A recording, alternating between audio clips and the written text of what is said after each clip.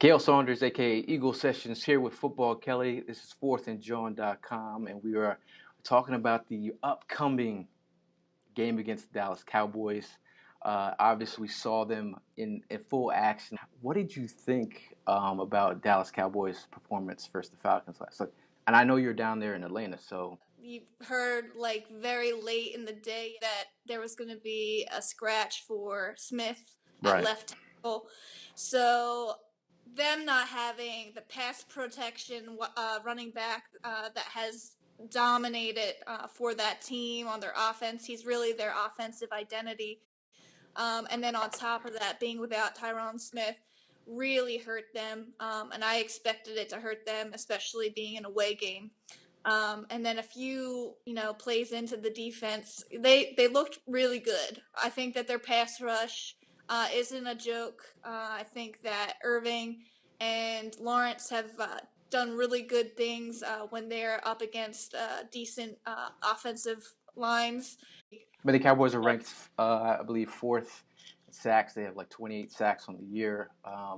Marcus Lawrence, 11.5 sacks. And then David Irving, he just got off the suspension, and he's had a sack every single game except for last night. Right. So their secondary is just very young. I think that they have potential to be good, but I Right. don't think that that comes immediately. And unfortunately, that hurts them because even though they're getting to the quarterback on some plays and being able to be dominant up front like they haven't been able to in past years, if they had the secondary they had last year with that pass rush, they would have been really, really good this year. But unfortunately, on the off season, we saw all of their secondary go in free agency to other teams. So they're just very young there, inexperienced. You see them lost out there when Sean Lee isn't in the game. I really do think that he's one of the most valuable players on that defense. He just really does keep that whole team in line. And I believe it was Steve Smith on NFL Network this morning who was saying that when Sean Lee isn't in the game, they have to completely change their coverage because he's not there to communicate things to their secondary, which is a huge deal for them. I think it changes who they are as a team overall when you don't have your quarterback on defense out there with you. So I do understand when Cowboys fans are freaking out and saying Sean Lee wasn't in the game, but just have some depth like the Eagles have. Yeah, I mean that's huge. I feel like Sean Lee is that quarterback of that defense. I feel like he's a sound guy in coverage, but he dealt with the hamstring injury in week 4, in week 5. He's had hamstring issues his whole career. We all know the level of his play, and with him not in that defense, obviously there's going to be mismatches out there. Zach Ertz, who's also dealing with a hamstring, is coming back this week. The biggest thing that I've you know their offense, their rushing game, their whole offense is based off the rushing game. They're Absolutely. ranked fourth in rushing, 143 yards a game. Well, actually second in the league in rushing. But the biggest thing is we are the number one rush defense in the league, and Yep. they are 20th in the pass with 211 yards a game. So obviously, we have the Cowboys right where we want them. With they have Alfred Absolutely. Morris, and they have the guy Smith was that a rookie as well, and Smith and Run DMC mhm. back in the day. That's perfect. I mean, it's a perfect matchup for the Eagles.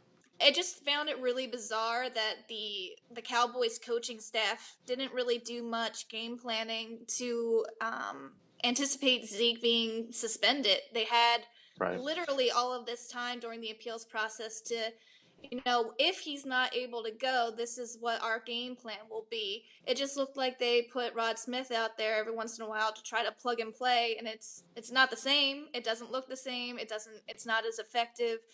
So I found that to be very curious. And obviously, they didn't run it as much as they would have if Zeke was in the game. Right. They had some successful runs on the Falcons, but I don't really think the Falcons have a dominant run defense to begin with. Morris in the second half did really, really well, and then they just kept sacking Dak, so it didn't even really matter after a while. They were just kind of done. He was exhausted by the Right. half. He looked like he was gonna pass out from running around the field trying to make all the plays. Like if he could have thrown it to himself and caught a touchdown, he probably would have tried to do that. I mean, Um, the thing is, some people were saying like, oh, Green why didn't they give him some protection or some help on the outside? They did actually give him help out there, and Little. there's a couple plays where they were double teaming guys and they still were getting in. The other thing is, everyone loves to rave about Zach Martin. Zach Martin, he's done a phenomenal job for the Cowboys, but he has had his issues blocking on the interior as well as Frederick. They're both solid guys, but they Against the Eagles. Both of them don't have a very good record versus the Eagles pass rush. Eagles defensive line just does not get the appreciation that they deserve. Every single play they're getting to the quarterback or hurrying the quarterback, as far as this season has gone to show. Brandon Graham has been playing out of his mind. Jernigan, Cox in the middle has probably been the best duo on the interior that I've seen in the entire league. They just dominate from every single aspect of the pass rush. They set the edge very well. mm-hmm. They collapse the pocket. They just disrupt. Like they're so good at getting to the quarterback, and there's only four of them doing it. So everybody else is dropping back into coverage, and the quarterback has nowhere to go. I mean, Schwartz probably loves working with these guys because he has all of the tools. He's got rotation, a nasty rotation. I mean, some of the guys in our backups probably could start on most NFL teams. I mean, Bo Allen's been playing really well when he's gotten his chances. Chris Long is absolutely insane when he plays, and they're keeping everybody fresh. I mean, that's the glorious thing about this defense, that they're attacking the quarterback, but they also have rotations to stay out there and stay healthy throughout the season. The Cowboys' offensive line has been good. You'll see the change in guard to Cooper. He's not all that great. Right. Leary was better. Collins was working on the interior, and I think he was doing pretty well there. But now he's right tackle. But this Cowboys team, everybody was talking about how great and dominant they were last year, and you're like, well, did you pay attention to everything that happened to this team? Their roster has completely changed on the secondary and the offensive lines now in a different realm. They're dealing with it's very obvious from watching most of their games this season that they're still trying to sort out their cohesive efforts as an offensive line. It's definitely been a benefit to that offensive line that they have a mobile quarterback, because I think a lot of other quarterbacks would have struggled. I really feel like Dak is, some people in Eagles Nation will, discredit Dak, but he really has been carrying this team. Ezekiel Elliott was here, and they went 3-3 with Zeke here. Obviously, Zeke is a big important piece to this team, but the leader of that offense is Dak Prescott. Now is the opportunity for him to really, the target Russell Wilson. Yeah. He needs to show that he can do what Russell Wilson can do with But a terrible line. But can he though? Yeah, you look at Des Bryant. Des Bryant is banged up. Yeah.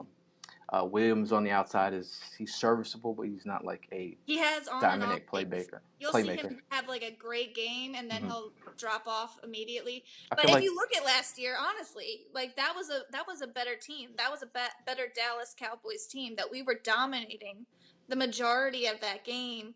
The one thing that they had on their side was that they could keep our defense out there and wear them out with a good run game. And they don't have that right now. If you look across the games that we've been dominating, the recipe for us is make the team one-dimensional, stop the run, shut down the run game, make your team predictable in passing situations. And what happens when Dak is left in passing situations? You saw yesterday. And the funny thing from Claiborne from the Falcons, he said he beat Chaz Green with only one move. Now, if And he did every single time. It barely looked like Green was trying. yeah, It was like, did you even touch him that time? obviously, I feel like it's a big factor if Tyron Smith is not out dealing with the back injury, I back can't. soreness, I can't and the expect. groin issue I can't expect Smith to be out for another week. He's been dealing with this back injury that since kept him last year. out this week. And I'm almost certain that they probably held him out just so he'd be ready for Sunday night. Like, they were like, well, we kind of need you to be ready for all of the Eagles' defensive front. Like, I honestly think they were like, well, the Falcons don't have that good of a pass rush. We'll be able to get by without you this time around. Plus, it's And a division game too, as well. I mean, they yeah, need to win these and division games, and with that loss last night, yeah. basically means that the Cowboys will be fighting for a wild card spot. Yep, and I mean they're in the hunt right now because NFC has been so competitive this year. If this was the AFC, they'd probably still have a shot more than just after this week. But the NFC has been a very competitive division or conference. So he's dealing with the Panthers and even the Falcons still being in it now. Just a lot of teams that are fighting for a wild card spot. I mean, even technically, the Seahawks are fighting for a wild card spot. That's pretty wild. Yeah, and now they're without Richard Sherman as well. So they're coming off their bye, and as we saw with the Monday Night Football game versus the Redskins, an extra little bit of time off, they came out a little slow. Right. They definitely started slow, and I'm just worried that maybe in an away game, the Monday night game was at home. They had a little bit more on their side. If they start slow, it could be bad. So I'm just hoping and really interested in seeing how they take this challenge on of prime time. I think that Carson loves to play in prime time, so they'll really push to make sure that they dominate early on and often. But the other thing is that it's an away game. So the noise, that kind of thing can be a struggle. It's the first time that Big V is playing in an away game since starting at left tackle. So I'm just really hoping that time, we really got lucky that he had that extra 2 games to start. Getting acclimated to the different ways of calling changes at the line of Right. scrimmage kind of stuff. Having that extra experience there probably helped him a lot at the left tackle position. I know he did it at right tackle last year, but having those 2 games against the 49ers and Denver was a huge benefit for him, I think. The Denver Broncos game was a great um, opportunity for this offense to get used to it, playing against a really solid defense. Yeah. So, I mean, Denver's And defense confidence. is I way think better than the Cowboys' defense. So, Oh, yeah. I think that the 49ers and the Denver Broncos both have very good pass rushing opponents for him to have built some confidence on. And a guy with confidence you can't break easily. He's gonna be able to come back and keep working. And I think that last year might have been a blessing in disguise because he had to work through a lot of adversity. He had to deal with a lot. When Lane Johnson was out, there really wasn't a better choice than Big V, and he stepped in. He didn't play great all the time, but he was a rookie. And I think a lot of our fan base realized that was an unfortunate situation he got put in, and I'm really happy to see that so many people believe in him, like really really believe in him. I was really worried about it. yeah. I was really concerned. But he stepped up in every aspect of the game. His pass protection and run protection has been very, very good. I think that he's shown that he can, hang with the offensive line, and it does help to have really strong guys next to you. So I think that it's just a very different team from what we saw last year. They've completely changed what they're doing. So without Zeke, I think that their identity has changed and they haven't done much to address that. I really feel like they're really headed into a buzzsaw. I think this. They know exactly what the Eagles are. They're an even keeled football team. They're a team that believes in what they're doing, firing on all cylinders. I feel like the game planning has been the most impressive thing to me about Doug Peterson the last couple of weeks is doing a sound job mixing and matching things up with his running backs with Ajayi. Now, in closing, prediction for this game. Are we going to win this football game? And give me the score. So I absolutely think we're going to win this game. The Eagles are the full-on better team in this matchup. You look at our wide receivers versus their cornerbacks. You look at our corners versus their wide receivers. I think we can dominate on every phase of this game.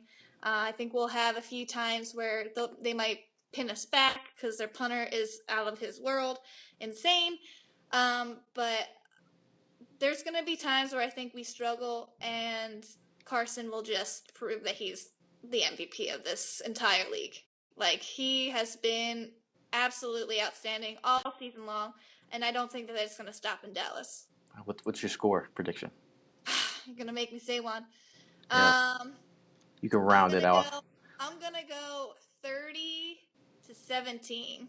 Okay, 30-17. Okay, my prediction for this game, I feel like we've seen the recipe. At the end of the day, it's this interior pressure that Fletcher Cox and Jernigan bring with, and then teamed up with this pass rushing crew has been a godsend for this Eagles team. We get Darby back. We have a sound secondary that's playing very, very well, playing very well on third down. That's where defenses make their money. Yep. Carson Wentz has been a huge bonus this season in his second year. I feel like with Doug Peep calling a sound games the last couple weeks, I feel like it's going to be no different than what we've been doing the last couple weeks. It's prime time, and I feel like everything is at stake because it's a Cowboys Eagles game. But obviously, I feel like this team is even keeled, and they're destined to win football games. We're both pulling for our Eagles. I think I have a 28-17 Eagles. Okay. But that's you're not looking forward to that safety that's going to happen against Dak? Come on, man. All right. Well, 30-17 maybe. That's what I said. Yeah. But I'm Gail Saunders, and that's Kelly, a.k.a. Football Kelly on Twitter. Thank you guys for stopping by, and we're fourthandjawn.com, and we'll see you soon. Bye, Eagles, bye.